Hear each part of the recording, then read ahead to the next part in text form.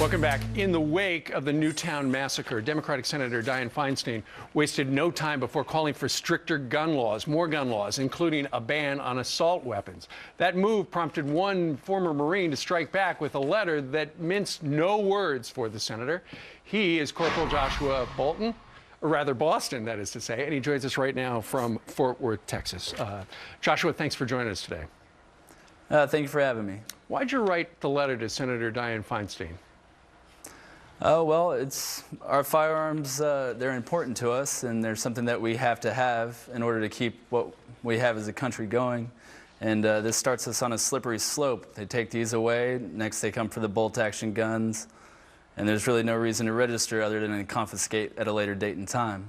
Well, the letter you wrote her has gone viral and caught wildfire on the internet. It's lengthy, but I'd like you to read, if you would, a passage from it because it really summarizes your point.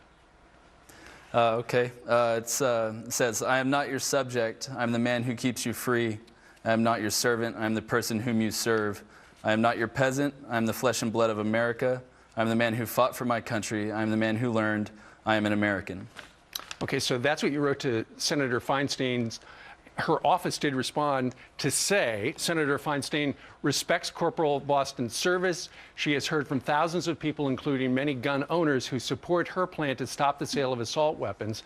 The legislation will be carefully focused to protect the rights of existing gun owners by exempting hundreds of weapons used for hunting and sporting purposes. What do you think of her response? Well, this idea that the rights of existing gun owners is strictly limited to hunting and sporting purposes is just absurd and has no basis in the Bill of Rights. It's not what it was for. I think you, like a lot of people, Joshua, are worried that the federal government's going to come after our guns. It's something we've seen happen time and time again in history. With Stalin, happened in Cambodia, and then, of course, the Third Reich. No one saw that coming until it was too late. Well, of course, this was in the wake of the massacre up at the Newtown Elementary School. Do you feel that any changes should be made to the gun laws as they are? I mean, there are 2,000 of them out there right now, in many cases simply not effective. One change that we need to really honestly look at is this idea of a gun-free zone. Essentially, all it does is advertise a hunting ground for the predators in our society. And it forces people to be disarmed. When I go to class, I have to leave my concealed carry weapon in my vehicle. So if somebody were to come in, I would be forced to be defenseless. And most policies across the nation for colleges and even schools are for the students to hide and hope for the best. Sure. And it's absurd. And I believe that Sandy Hook Elementary was a gun-free zone, but we know what happened there. Now, you say that the assault weapons legislation that she is proposing, there was an assault weapons ban in this country for 10 years. It sunsetted, I believe, in 2004. You don't think it's going to work? It didn't really do anything before. There was already a decline in crime before the ban was passed, and the decline continued throughout the ban, and it's continued even more since. So you don't see it making any difference?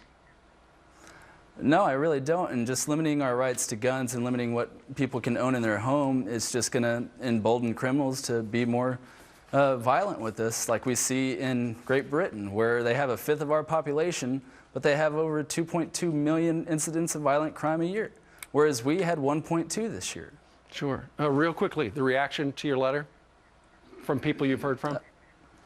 Generally, it's been pretty positive. There have been a fair number of people on the other side of the aisle, but it's kind of disturbing that people are calling for my death because I'm a member of the NRA. Yeah. I mean, and they're worried about me. Yeah.